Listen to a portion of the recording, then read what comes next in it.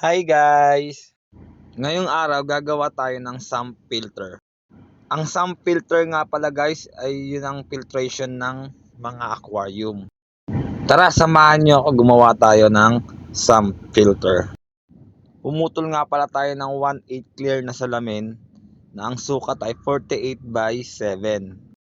Lalagyan natin siya ng 3 butas. Yan ang request ng customer na nagpagawa sa atin. Yung butas na ginagawa ko na yan guys, dyan tutulo ang tubig na galing sa tank or sa aquarium. Ayan guys, binubutas na natin.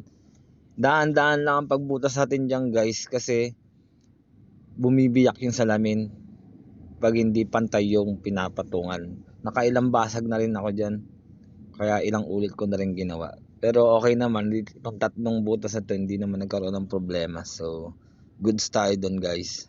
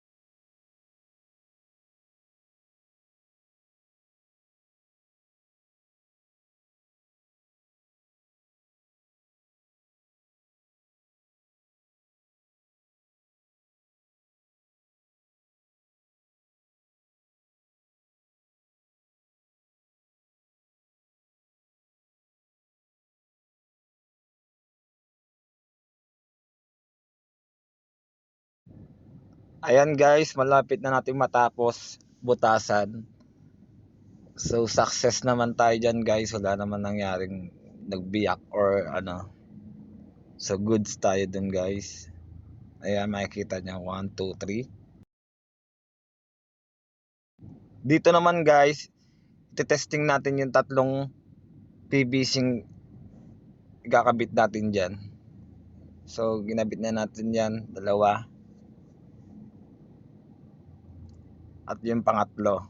So okay naman guys. Ayan, makikita nyo dyan po tutulo ang tubig. Dito naman guys, nilatag natin tong 1/8 clear na yan. So puputol tayo dyan ng pang side nya. So ang sukat ng side is 678 by 48. So tatabasin lang natin dyan guys.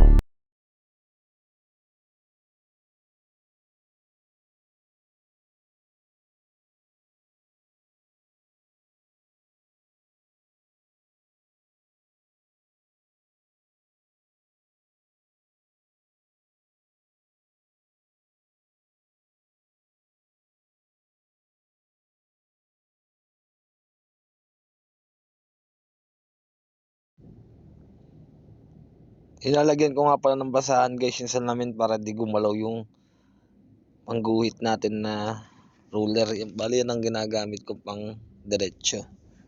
Wala kasi tayo nung isang kung tawagin nila bara. Yan guys, paulit-ulit nga pala akong tingin ng sukat dyan. Baka mamaya magkamali ako. Nakailang ulit din ako nyan. Sukat na naman.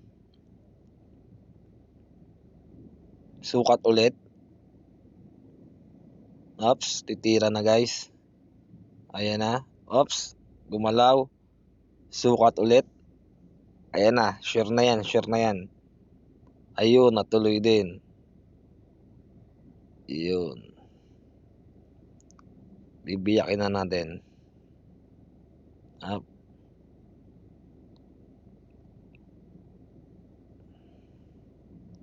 Ayun. Naputol na. Yan ang gagamitin natin guys.